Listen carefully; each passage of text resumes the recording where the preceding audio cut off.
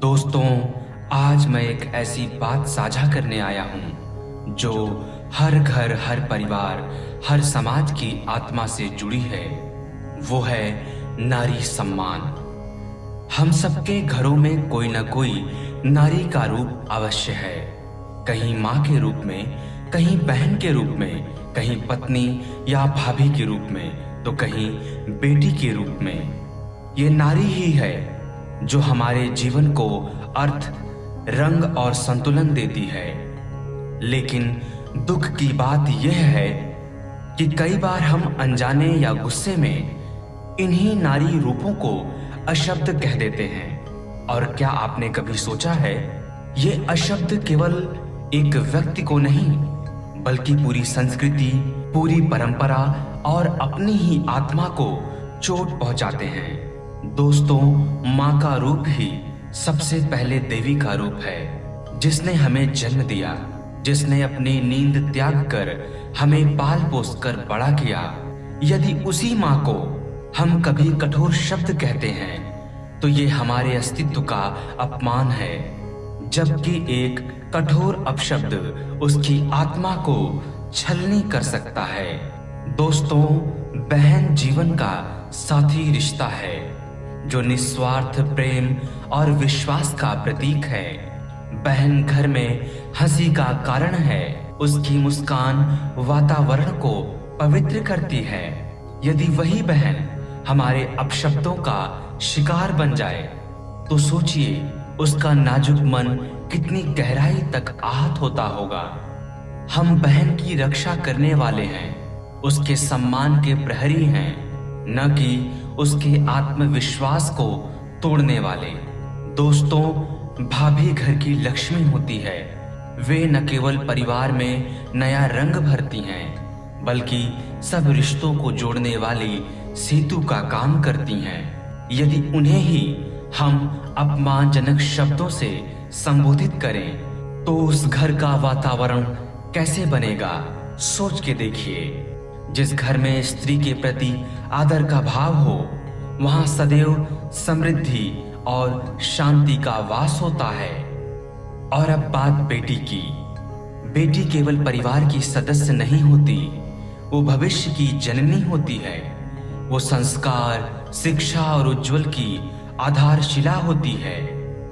जब हम किसी बेटी को अपशब्द कहते हैं तो हम केवल एक इंसान को नहीं, बल्कि आने वाली पीढ़ियों की गरिमा को ठेस पहुंचाते हैं। प्रिय मित्रों, ये समझना अत्यंत आवश्यक है कि नारी कोई वस्तु नहीं जिस पर क्रोध या अपमान का बोझ डाला जाए। वो संवेदनाओं की मूर्ति है, वो शक्ति का स्रोत है, वो संस्कृति की धरोहर है। हमारे शास्त्र कहते हैं, यत्र नारेस्तु पूज्यते रमते यत्र देवता, यानी जहां नारी का सम्मान होता है वहीं देवताओं का वास होता है। तो सोचिए, जहां अशब्दों का प्रयोग होता होगा वहां कैसा वातावरण निर्मित होता होगा। दोस्तों, समाज की प्रगति नारी की गरिमा से ही मापी जाती है। जो समाज अपनी स्त्रियों का आदर करता है वहां सृजन, विकास और शांति पनपती है। और जो समाज नारी का अपमान करता है वहां अशांति, विघटन और अंधकार का बोलबाला होता है।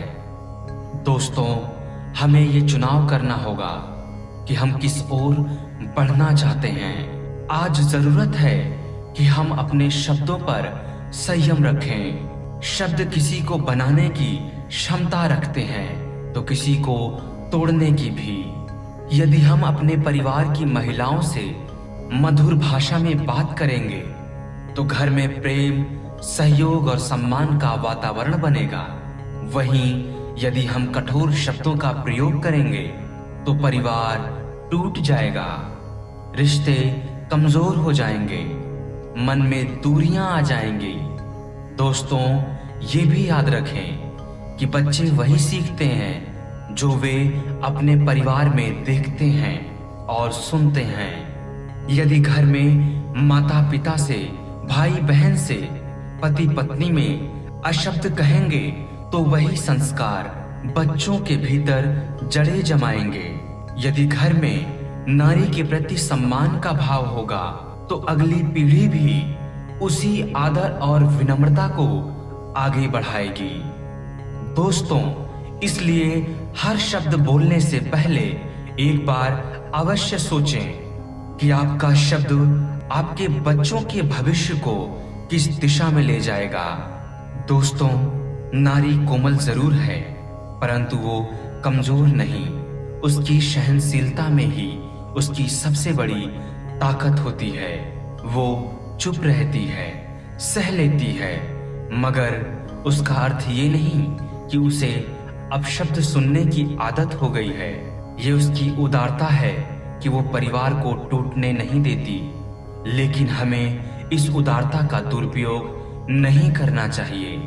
हमारा धर्म, हमारी संस्कृति, हमारी परंपरा हमें ये सिखाती है कि नारी का सम्मान करना ही सच्ची पूजा है।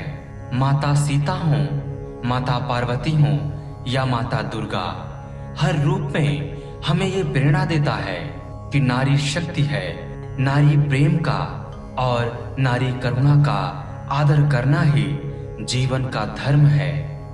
दोस्तों, आज मैं आप सबसे अपील करता हूँ कि कभी भी अपनी माँ, बहन, भाभी या बेटी को अपशब्द कहने से बचें, बल्कि जब भी जीवन में कठिनाई आए उनसे प्रेरणा लें। उनकी मुस्कान आपके दुख को हल्का कर सकती है। उनके आशीर्वाद से आपके जीवन को संवारा जा सकता है।